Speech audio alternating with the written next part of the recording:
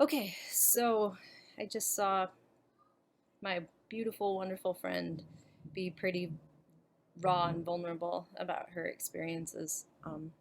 So I thought I would record this too in response back. There is a lot going around about how we should be coping with this and um, who to believe, what to believe, distractions from my twins screaming in the other room and a vacuum cleaner, and the life of working from home. The life of a person with a fever at home who tested negative for COVID but continues to run a high fever.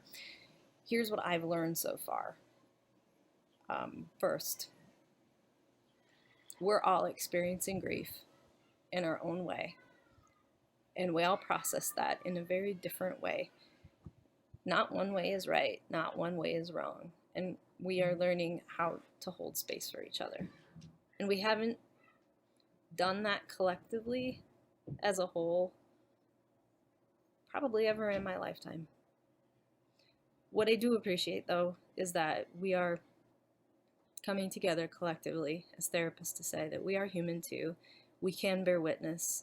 We can have fevers. We can put limits up for ourselves. We can have grief, and we can share it with you. We know how to do that, and we struggle too. But we're also, as a collective whole, we are resilient people. And the lessons I'm learning from my clients about their resiliency and pain during the time of this is moving. I'm grateful. And I'm seeing so much grace around me that I'm seeing more of the good in the world and suffering at the same time. Marsha Linehan from Dialectical Behavior Therapy once did a session where I was called out in front of a group regarding levels of empathy, what was called radical empathy at that point, and as she named it. She came out with a book in January. It was a memoir and biography of her own life. And she finally said the words to her clients that had been asked for years, "Are you one of us?" She wouldn't answer that.